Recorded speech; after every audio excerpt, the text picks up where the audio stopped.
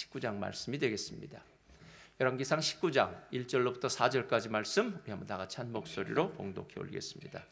열왕기상 19장 1절로부터 4절 우리 다 같이 한 목소리로 봉독하겠습니다. 시작.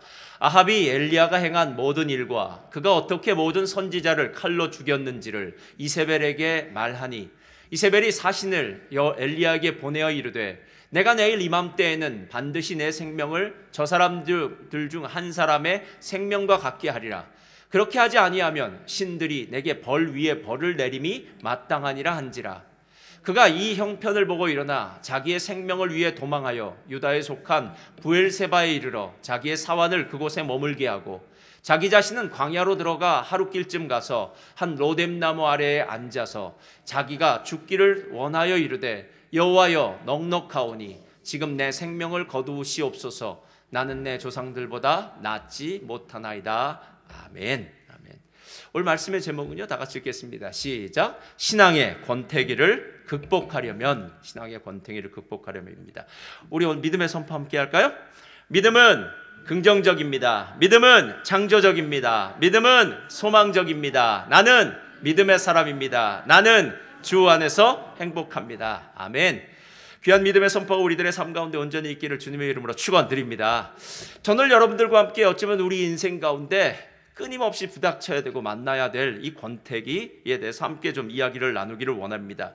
권태기란 어떤 일이나 상태가 시들어져서 생기는 게으름과 실증이 나는 상태, 시기를 의미한다고 합니다. 그래서 우리는 가끔 결혼 생활의 권태기를 느낀다, 아니면 직장 생활의 권태기를 느낀다, 또는 신앙 생활의 권태기를 느낀다라고 이야기할 때가 있습니다. 영어에서는 이 권태기를 이렇게 번역하더라고요. The 7-year itch라고 해서 7년쯤 되면은 근지럽다. 이치는 이게 근지러운 거 아닙니까? 근지러운 것처럼 부부가 결혼을 해서 한 7년쯤 되면은 그때 아마 이런 권태기를 느끼고 위험한 시기를 맞이하게 된다라는 아마 경험에서 나온 그런 이야기를 이렇게 일반적인 관용어로 쓰고 있지는 않은가라는 생각이 들었습니다. 여러분, 우리의 인생 가운데는 이 권태기를 만나게 됩니다. 무언가 재미가 없고, 무언가 짜증이 나고, 무언가 지금 있는 이 관계나 이런 삶에 만족하지 못하는 그런 상태입니다.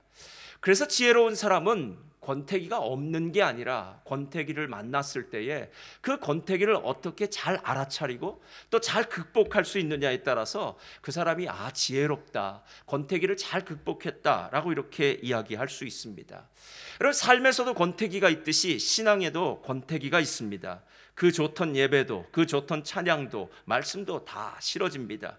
교회 나가서 사람을 만나는 것도 귀찮아집니다. 그리고 만약에 내가 어떤 사역을 맡았다면 내가 언제까지 사역을 해야 되나, 사역에 대한 짜증이 나기도 하고요, 그 사역에 대해서 불편해하기도 합니다. 그러면서 서서히 이 신앙의 권태기가 신앙의 침체기로 이어집니다. 여러분, 침체기는 디프레션 하는 거 아닙니까? 마치 우울증 증세처럼 서서히 침체기가 있다 보면은 나중에는 정말 중요한 신앙마저도 잃어버리는 그런 경우도 종종 있더라라는 것입니다. 오늘 우리가 읽은 이 엘리야의 이야기는 정말 여러분 너무나 잘 아는 이야기입니다. 엘리야라는 능력의 선지자, 위대한 선지자가 삶 가운데 정말 심한 권태기라고 얘기할 수 있죠. 심한 영적 침체기를 만났습니다. 그런데 오늘 감사할 것은 무엇이냐 하면은, 신앙의 사람은 이 권태기를 만났지만 이 권태기를 통과하고 하나님의 은혜 가운데 회복되어지더라라는 것입니다. 그래서 저는 여러분들과 함께 한 두 가지 정도, 오늘 이 권태기를 어떻게 알고 어떻게 해결할 수 있을까? 첫 번째, 다 같이 읽도록 하겠습니다. 시작. 신앙의 권태기에는 말씀이 들리지 않습니다. 자, 내가 지금 신앙의 권태기에 빠졌는지 안 빠졌는지를 알 수 있는 가장 중요한 척도가 있다면요, 말씀이 들리느냐라는 것입니다. 그러니까 하나님의 말씀이 들리고 있느냐라는 부분입니다. 오늘 우리가 읽은 이 구절은 열왕기상 19장입니다. 그 말은 열왕기상 18장 다음에 나와 있다는 얘기예요. 열왕기상 18장은 열왕기 상하의 이 책 중에서, 아니 구약 성경에 나오는 책들 중에서 어쩌면 가장 익사이팅하고 가장 훌륭하고 멋있는, 정말 하나님의 놀라운 능력이 나타나 있는 그런 놀라운 이야기가 기록된 곳이 바로 열왕기상 18장입니다. 하나님께서 3년 반 동안 이스라엘에 비를 내리지 않습니다. 아합과 이세벨이 우상을 섬기는 것으로 말미암아 이스라엘 땅이 영적으로 황폐했기에 하나님께서 3년 반 동안 비를 내리지 않습니다. 이제 3년 만이 맞춰지고 하나님은 이제 엘리야 선지자를 보내서 비를 내리시겠다고 얘기합니다. 그런데 비 내리기 전에 먼저 영적 대결을 합니다. 이게 파워 인카운트라고 하는데요. 바알과 아세라 선지자 850명을 불러서 이렇게 얘기합니다. 자, 누가 참신인지 한번 분별해보자. 내가 생각하기에는 바알 신은 본래 번개의 신이었거든요. 하늘에서 불을 내리는. 바알 신의 이름은 번개의 신이니까 하늘에서 불 내리는 것은 잘하지 않겠냐. 참신이 누구인지는 우리가 제단을 만들어 놓고 그 제단에 하늘에서 불이 떨어지면 그 신이 참신이라고 우리 결정하자라고 이야기를 해놓고 바알과 아세라 선지자들과 그리고 엘리야 선지자가 850대 1로 영적 대결을 벌입니다. 여러분이 너무나도 잘 알듯이 누가 이깁니까? 엘리야가 이기고 하나님의 불이 그 제단에 떨어져서 정말 놀라운 역사를 경험해서 야, 여호와 하나님이 참신이다 라고 사람들의 고백이 나옵니다. 그런데 여러분, 거기서 이야기가 끝나지 않습니다. 이 엘리야가 기손 시내가로 내려가서 바알과 아세라 선지자 850명을 칼로 다 죽여요. 그리고 난 다음에 그는 갈멜산으로 올라가서 기도하기 시작합니다. 3년 반 동안 비가 내리지 않았던 그 이스라엘 땅을 위해서 그는 기도를 시작합니다. 7번 간절히 기도했더니 드디어 비가 오기 시작합니다. 이야기는 거기서 끝나지 않아요.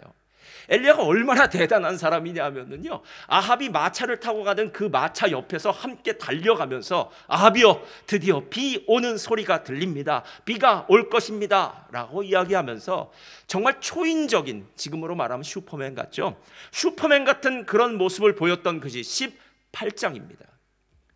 여러분, 18장의 가장 중요한 테마가 무엇인 줄 아십니까? 하나님의 능력에 붙잡히면 슈퍼맨이 된다라는 거예요. 하나님의 말씀을 따라 살면은 하나님의 놀라운 기적을 체험할 수 있다라는 것입니다. 바로 엘리야가 하나님의 말씀의 사람이었습니다. 그런데 19장에는 하나님의 말씀이 나오지 않습니다. 대신 이세벨의 이야기가 나옵니다. 아합이 가서 자기 와이프인 이세벨에게 오늘 있었던 모든 일을 다 이야기합니다. 저와 여러분 같죠? 그날 낮에 있었던 이야기를 부인한테 가서 다 이야기합니다. 그랬더니 2절에 이렇게 이야기해요. 다 같이 한번 읽겠습니다. 2절 시작. 이세벨이 사신을 엘리야에게 보내어 이르시되 내가 내일 이맘때에는 반드시 내 생명을 저 사람들 중 한 사람의 생명과 같게 하리라. 그렇게 하지 아니하면 신들이 내게 벌 위에 벌을 내림이 마땅하니라. 여러분, 이 말 사람의 말입니까? 하나님의 말입니까? 사람의 말이죠. 엘리야는 하나님의 종입니까? 사람의 종입니까? 엘리야는 누구의 말을 들어야 됩니까? 여러분, 실제로 엘리야는 하나님의 종이에요. 엘리야가 지금까지 위대한 일을 했던 이유는 하나님의 말씀 때문에 그래요. 엘리야가 잘나서가 아니라 하나님의 말씀이 엘리야와 함께 있었더니 비가 오라 그럼 비가 오고 비가 그쳐라 그럼 비가 그치고 정말 놀라운 일이 벌어진 것은 그가 하나님의 말씀을 받고 그 말씀에 순종했기 때문인데, 놀라운 사실은 19장에는 그가 인간의 말에 움직이기 시작합니다. 하나님의 말씀이 아니라 이세벨의 말이 크게 들리기 시작합니다. 여러분, 영적인 권태기를 알 수 있는 가장 좋은 그 판별법이 무엇인 줄 아십니까?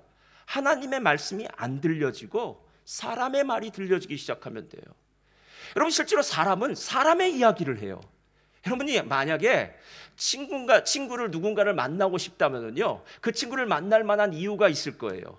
내가 지금 좀 외로워. 그러면 외로움을 달래줄 수 있는 친구에게 전화를 걸어서 만나자고 합니다. 그리고 여러분은 이런 기대를 해요. 그 친구는 내가 외로울 때 나에게 좋은 얘기를 해줬던 친구니까 분명히 나랑 만나면 좋은 얘기를 해줄 거야. 그래서 그 친구를 만나게 돼요. 내가 만약에 사업에 문제가 생겨서 어떤 친구를 찾는다면, 그 친구를 만난다면 그 친구는 사업에 대해서 조언을 해줄 수 있는 친구를 만나게 될 겁니다. 그러니까 사람은 다 자기 상황에 맞춰서 이야기하는 그런 인간들이다라는 거예요. 그러나 하나님은 틀립니다. 하나님은 하나님의 말씀을 하세요. 그러니까 우리의 생각, 우리의 상상, 우리의 기분, 우리의 뜻이 아니라 하나님이 진짜 원하시는 말씀, 능력의 말씀, 생명의 말씀, 평안의 말씀을 전해주시는 줄 믿습니다. 그런데 이세벨은 악녀였어요.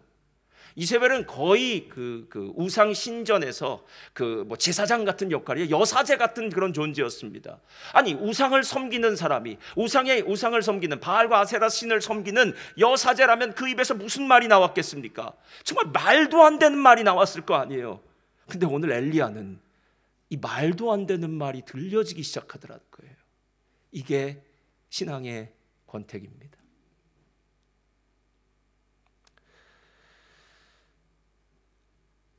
그렇다면 왜 오늘 엘리야는 18장에서 19장 사이가 별로 긴 것 같지도 않은데, 우리 식으로 본다면 이야기는 계속 이어진 것 같은, 바로 엊그제 일어난 일 같은데, 이런 짧은 순간에 18장의 위대한 신앙의 위인이 19장에 아주 치졸한, 소심한, 연약한 인간으로 전락해 버렸을까?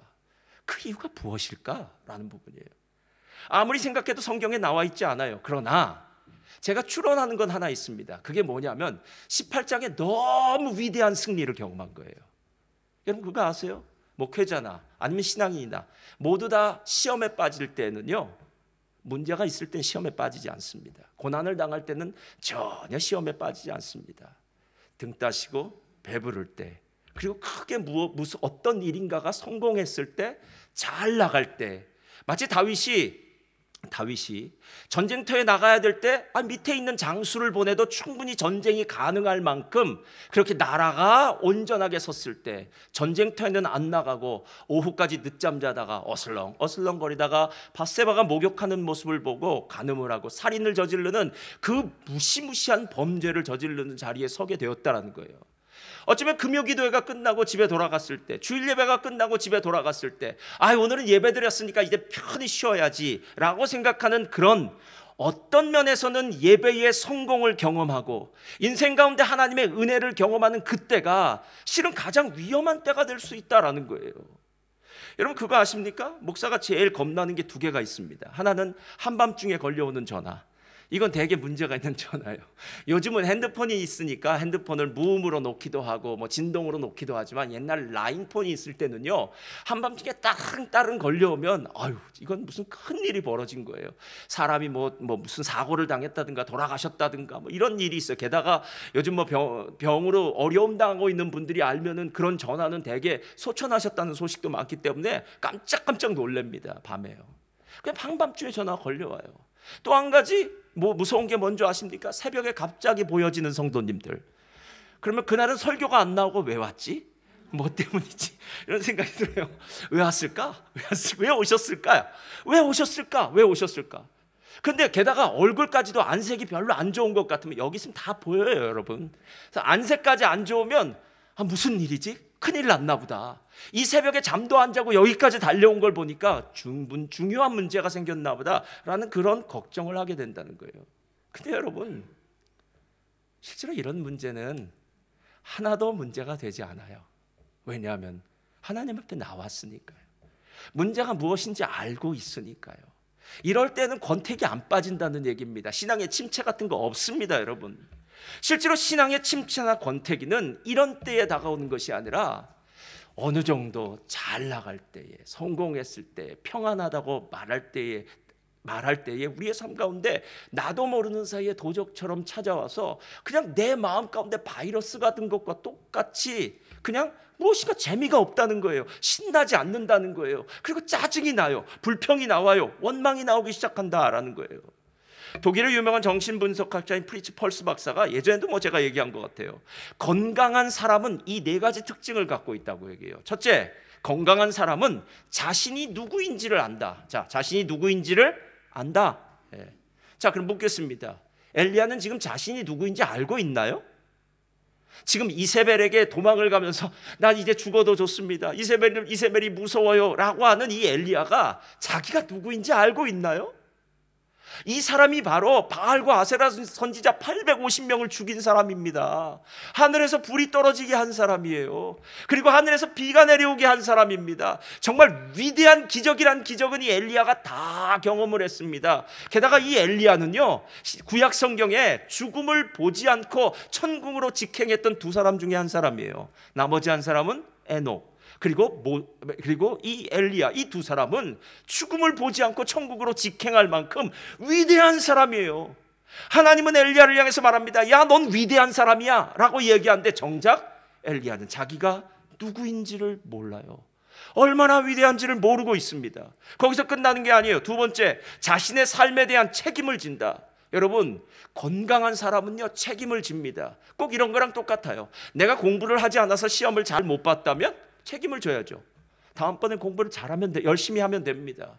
여러분, 실제로 우리는 무엇인가 잘못되었을 때 변명하고 싶고 원망하고 싶은 게 많아요. 아, 저 사람 때문에 이랬어, 이 상황이 이랬어, 이것 때문이야. 이런 변명은, 원망은 수십 번 수백 번 해봤자 아무런 도움이 되지 않습니다. 그냥 내가 무지해서 그랬고요, 내가 게을러서 그랬고요, 내가 못해서 그런 겁니다. 그리고 나면 그 다음부터 문제가 해결될 수 있어요. 책임지면 지는 사람이 건강한 사람이래요. 세 번째는요, 현실에서 도피하지 않고 도전 의지를 가진 사람이랍니다. 여러분, 실제로 우리가 살면서 제가 40대 50대 우리 특별히 남자분들의 경우에서 많이 뵀어요. 자꾸 동굴 속으로 숨는 사람이 있어요. 제가 함께 사역했던 예전에 저희 사역자, 현지인 사역자 한 사람이 이 동굴로 숨는 사람이에요. 그래서 어느 날 갑자기 문제가 생기면 잠적해 버려요. 그래서 제가 그 친구 찾느라고 혼났습니다. 전화를 이쪽도 걸어보고 저쪽도 걸어보고 여기도 가보고 저기도 가보고 안 나타나요. 그러다 한두 달 있다가 쓱 나타나요. 그럼 제가 도대체 어디 갔었냐고. 문제를 해결하려면 좀 서로 보고 그 문제에 대해서 대화를 나눠야 될 거 아니냐고. 기도를 할 거라도 차라리 기도를 해야 되지 않겠냐고. 차라리 기도원 가서 하나님 만나러 갔다면 내가 이해라도 하겠지만, 기도원 가서 하나님 만나는 것도 아니고 그냥 어디 동굴 속에서 파묻혀서 혼자 그 속에서 숨어 있다가 나타나는 거, 이런 짓 하지 말라고 제가 말했던 적이 있어요. 여러분, 현실에서 도피해서 우리의 문제가 해결됩니까? 그런 일 없습니다. 도전과 응전, 아놀드 토인비가 말한 역사 아닙니까? 이 세상의 역사는요 계속 도전이 있는 겁니다. 문제는 그 도전을 어떻게 응전해 가면서 우리가 반응해 가면서 사느냐라는 건 아니겠습니까? 2년 전에 실은 제가 똑같은 본문을 가지고 설교를 했습니다. 신앙의 침체라는 제목으로요.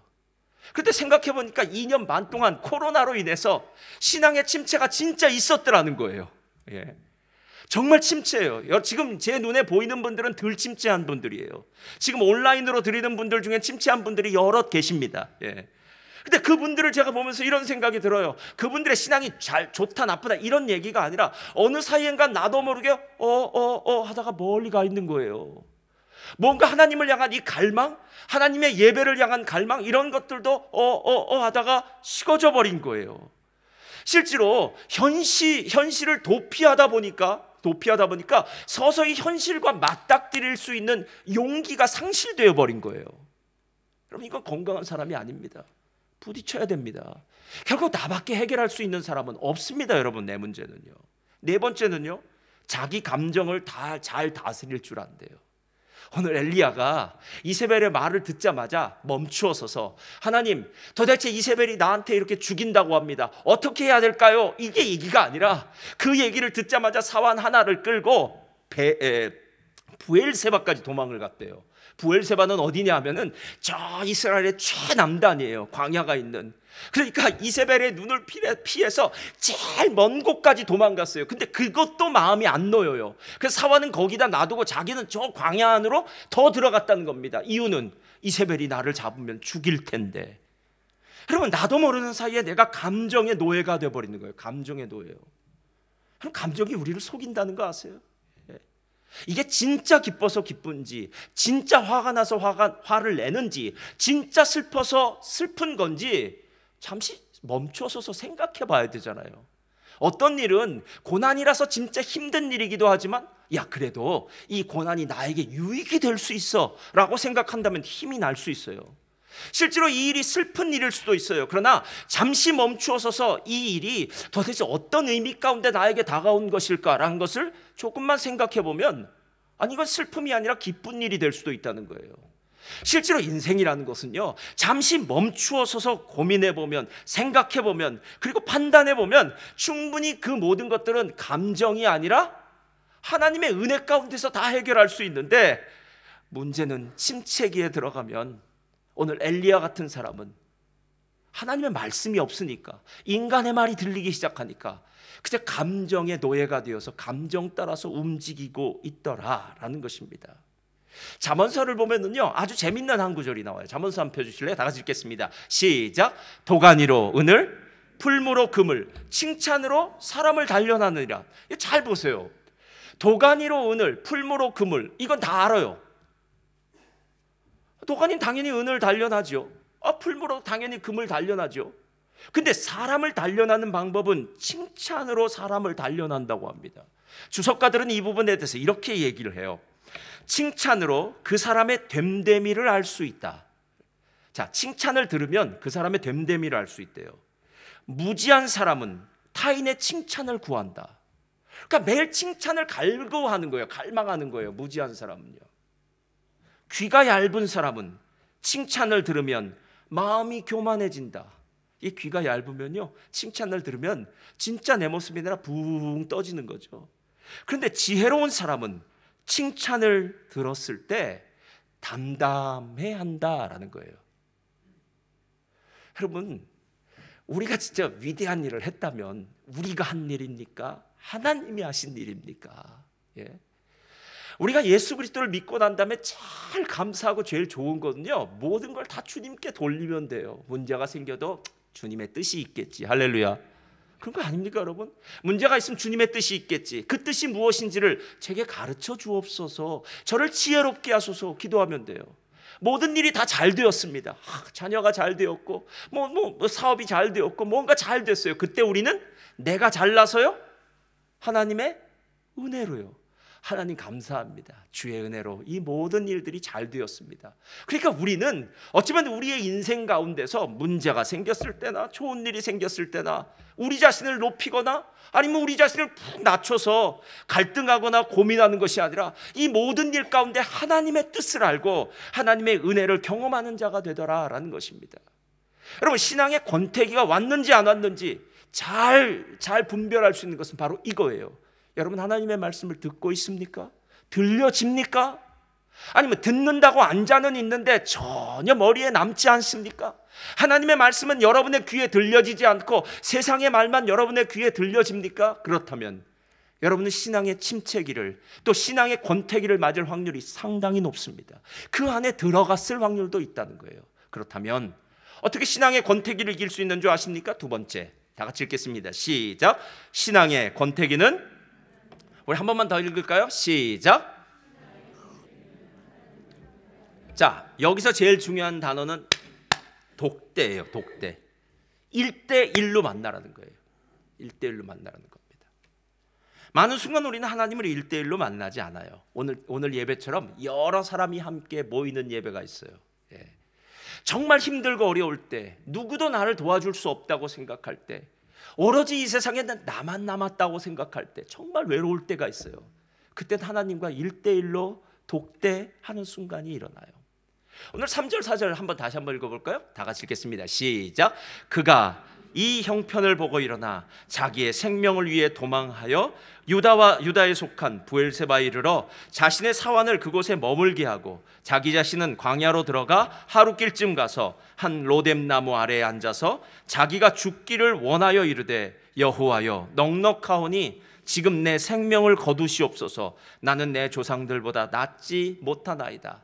자, 오늘 엘리야가 하는 말 잘 들어보세요. 하나님, 나를 죽여주십시오. 나는 내 조상들보다 더 낫지 않습니다. 이렇게 얘기해요. 이걸 야고보서에는 이렇게 얘기해요. 엘리야는 우리와 성정이 같은 사람이로되. 우리는 성경에 나오는 사람들에 대한 어떤 선입관이 있어요. 잘못된 선입관이에요. 모세 하면 위대한 모세, 아브라함 믿음의 조상, 위대한 사람, 엘리야 하면 위대한 사람. 그러니까 성경에 나오는 사람들이 위대한 일을 하면 에이 그건 모세니까, 그건 엘리야니까, 에이 그건 아브라함이니까 다 그렇죠. 우린 못합니다. 우리한테 너무 큰 거 시키지 마세요 목사님, 이렇게 얘기해요. 여러분, 오늘 엘리야는 우리와 성정이 같은 사람이랍니다. 이 말은 무슨 뜻이냐면 엘리야는 어제까지는 하나님의 손에 붙들려서 위대한 일, 정말 인간으로서는 감당하지 못할 정도의 상상할 수 없는 그 위대한 일을 했더라도 그는 그저 한 사람의 죄인일 뿐이라는 거예요. 여러분, 예수 믿는 사람도 죄인입니다. 그런데 세상 사람들과 다른 것은 죄인이지만 예수 그리스도의 십자가 보혈의 은혜로 그 죄가 덮어졌다는 거예요.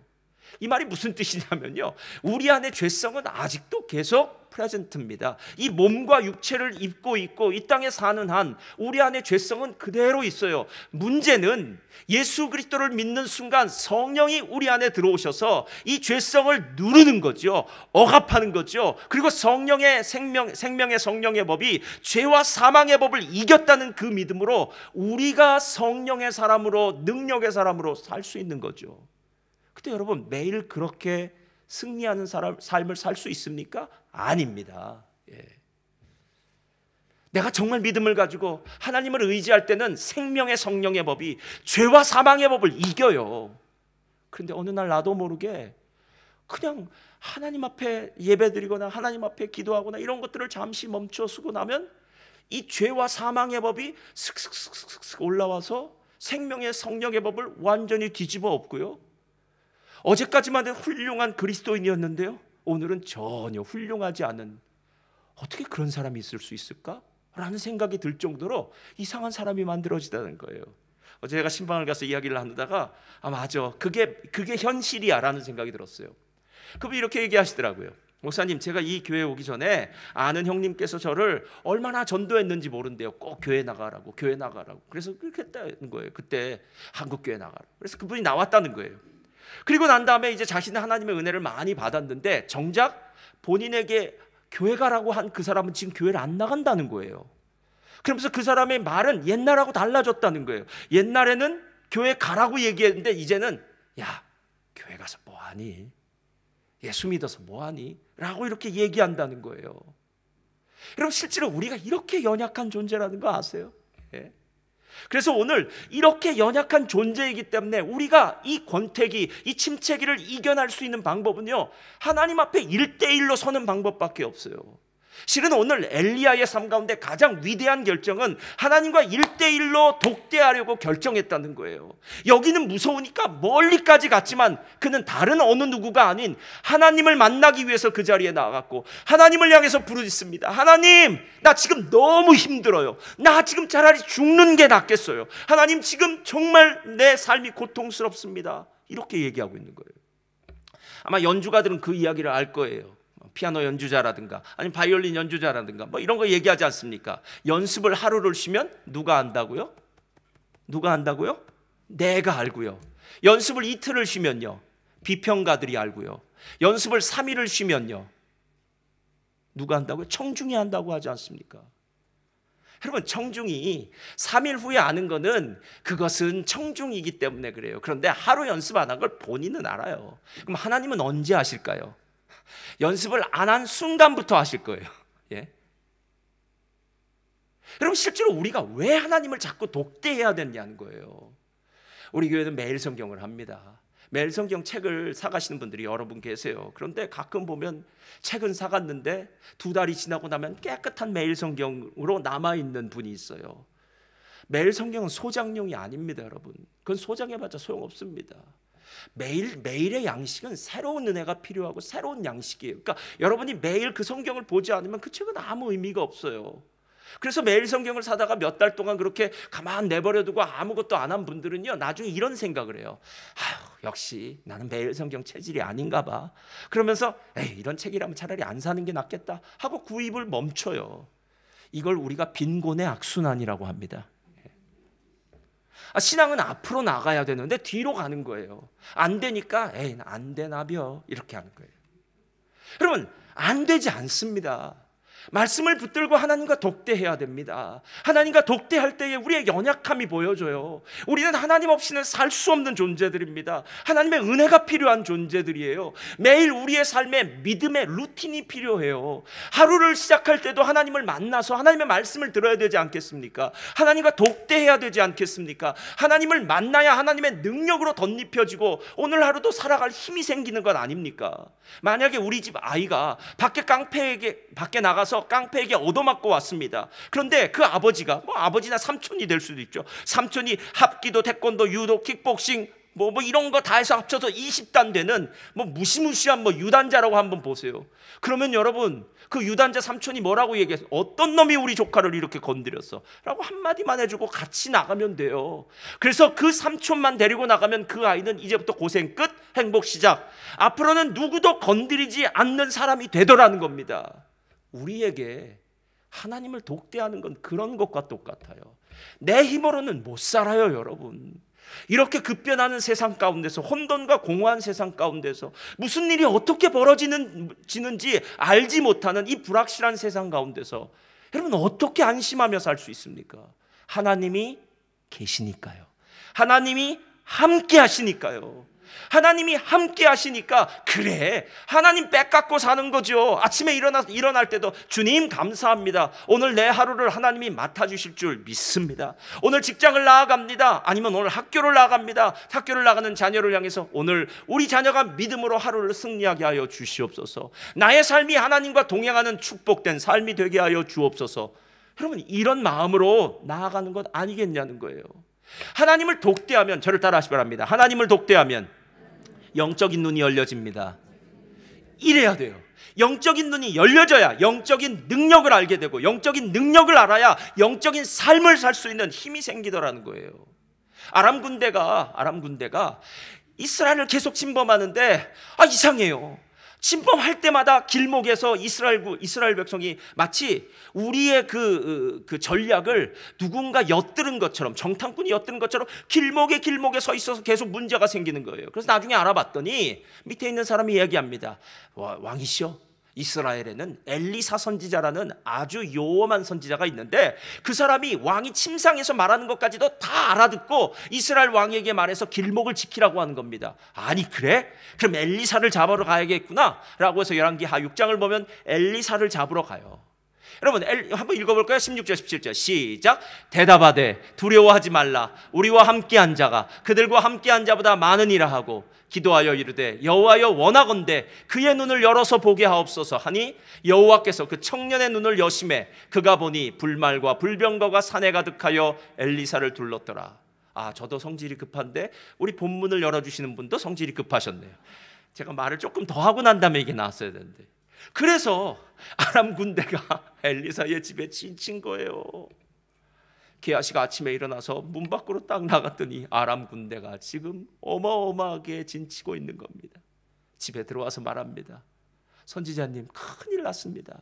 아람 군대가 벌떼처럼 진치고 우리를 죽이려 합니다. 그때 말한 게 바로 오늘 읽은 구절이에요. 다시 한번 펴주세요.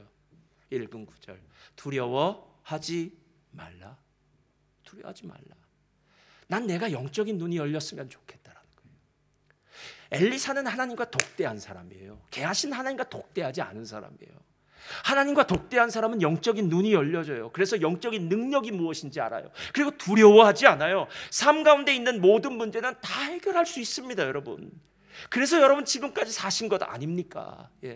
실제로 우리의 삶에 있었던 정말 그 당시에는 그 문제 때문에 죽을 것처럼 생각했던 문제도 시간이 지나 보니까 다 해결돼 있더라고요.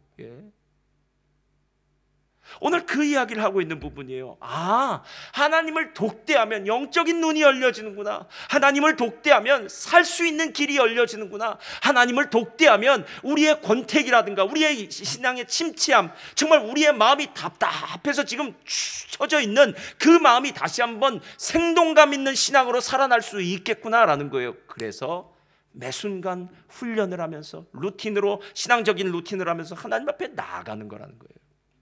여러분, 하나님이 우리에게 주신 가장 큰 축복이 세 가지가 있어요. 실은 하나님을 독대하면 하나님이 주신 이 세 가지 축복의 비밀을 알게 돼요. 하나님이 우리에게 주신 세 가지 축복은 이거예요. 첫째, 예수님. 자, 첫째로 주신 선물이 뭐라고요? 예수님. 두 번째, 공동체. 세 번째는 뭘까요? 첫째는 예수님, 두 번째는 공동체, 세 번째는 성경책이에요. 여러분, 하나님 앞에 나아가면, 하나님을 독대하면 이 세 가지가 얼마나 대단한 선물인지를 드디어 알기 시작하는 거예요.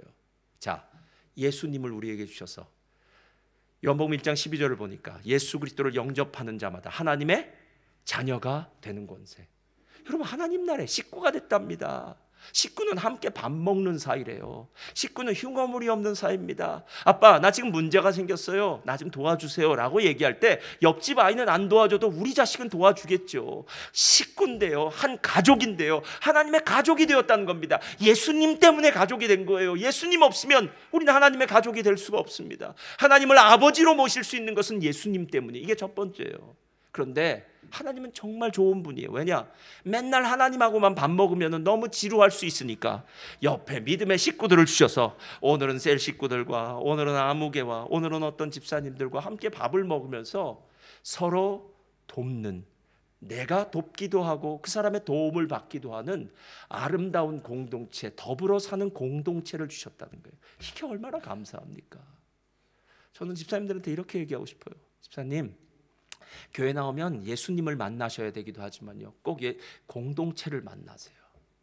집사님이 함께 있는 그 공동체가 얼마나 복된 공동체인지를 집사님이 꼭 경험하셔야 돼요. 이 두 가지예요, 여러분. 근데 그 마지막에 가장 중요한 선물은 세 번째예요. 성경책. 이건 하나님의 지혜가 담긴 보고 아닙니까? 성경책은 율법전서 같은 법전이 아닙니다. 창세기의 그 놀라운 사건들은 다 이야기로 기록되어 있어요. 근데 더 놀라운 사실은 어찌 지금 내가 당하고 있는 이 모든 문제가 성경의 이야기 속에 다 들어있어요. 예? 고부간에 갈등이 있습니까? 룻기를 보시기를 주님의 이름으로 부탁드립니다. 자식의 문제가 있습니까? 이삭의 이야기를 보시기 바랍니다. 이삭과 리브가가 첫째 아들 에서 때문에 얼마나 마음을 끓고 있는지 모릅니다. 형제간의 문제가 있습니까? 야곱의 12아들의 이야기를 보시기를 바랍니다. 억울한 일을 만나셨습니까? 요셉의 이야기를 들어보시기 바랍니다. 호세아 이야기를 보시기 바랍니다. 여러분, 실제로 성경에 나와 있는 그 모든 이야기들은요, 우리의 삶에 벌어질 수 있는 모든 일들에 대한 케이스 스타디라는 거예요. 우리가 성경을 안 봐서 그렇지. 하나님의 모든 지혜의 보고가 성경이기 때문에 그 성경 속에서 내 삶의 문제를 풀 수 있는 방법은요, 무궁무진합니다. 그래서 제가 보니까요, 유대인의 히브리어 교육이라고 해서 뭐 여러 가지 교육을 시킬 때 성경 잠언서 계속 외우게 하더라고요. 여러분, 잠언서만 외워도 우리의 삶 가운데 벌어질 수 있는 많은 문제를 해결할 수 있는 능력이 있더라고요. 말씀을 달달달달 외우기만 해도 그 능력이 생기는데, 그 말씀을 통해서 하나님의 능력을 맛보기 시작하면 우리 삶에 있는 모든 문제는 다 하나님의 은혜 가운데 해결될 수밖에 없더라라는 것입니다. 얼마 전에 40대 어떤 한 집사님이 저와 연결이 돼서 얘기를 했어요. 직장의 문제 때문에 저랑 얘기를 한 거예요. 그래서 기도를 부탁하더라고요. 그래서 제가 얘기를 들어봤어요. 어떻게 기도를 해주면 좋겠느냐라고 물어봤더니, 지금 직장을 이렇게 옮기려고 하는데 뭐 여기서 이렇게 문제가 있고 저렇게 문제가 있는데 뭐 월급도 어떻고 뭐 여러 가지 이야기들 하더라고요. 그렇다고 알았다고. 그런데 나도 들어보니까 그럴 때마다 우리가 하나님께 기도하기도 하지만 또 말씀의 지혜도 좀 얻었으면 좋겠다고. 그래서 또 말씀에 이런저런 이야기를 하면서 기도해보자고 했어요. 그러고 나서 한 3개월인가 4개월이 흐르고 나서 그 친구한테 전화가 왔는데요, 다 해결됐다는 거예요. 그러면서 하는 말이 정말 감사하다고, 말씀의 은혜가 감사하고 기도의 능력이 감사하고 또 이렇게 함께 얘기할 수 있는 사람이 있어서 감사하다는 거예요. 그래서 제가 그때 알았어요. 예수님이 있으니까 감사하고, 공동체가 있으니까 감사하고, 성경이 있으니까 감사하고. 여러분, 우리가 만약 영적 침체기를 맞이했다면, 영적인 권태기를 맞이했다면, 신앙생활이 정말 짜증나고 싫다면 방법이 있지 않습니까, 여러분? 왜 이 방법을 분명하게 얘기함에도 불구하고 우리는 방법은 엉뚱한 데서 찾으려고 해요. 내 방식대로 찾으려고 해요. 세상의 어느 곳에서도 신앙의 권태기와 침체기를 이길 수 있는 방법을 찾을 수 없습니다. 하나님은 예수님을 통해서, 공동체를 통해서, 말씀을 통해서, 우리가 하나님과 독대했을 때 알게 되는 이 놀라운 축복을 통해서 이 권태기를 이길 수 있는 큰 은혜를 주신다라는 것입니다. 하나님은 우리를 문제없는 세상에서 살게 하지 않으셨습니다. 이걸 잘 기억하세요. 하나님은 우리를 문제없는 세상에서 살게 하지 않았어요. 우리가 사는 세상은 문제가 아주 많은 세상입니다. 하나님은 우리를 문제 있는 세상에서 살게 하시면서 문제를 이길 수 있는 능력을 주셨습니다. 할렐루야. 그럼 이걸 아셔야 돼요. 그래서 문제를 만날 때마다 그래, 문제야 다가와라. 나는 이 문제를 이길 수 있어. 누구와 함께요? 주님과 함께. 찬양팀 앞으로 나와주시고요. 이게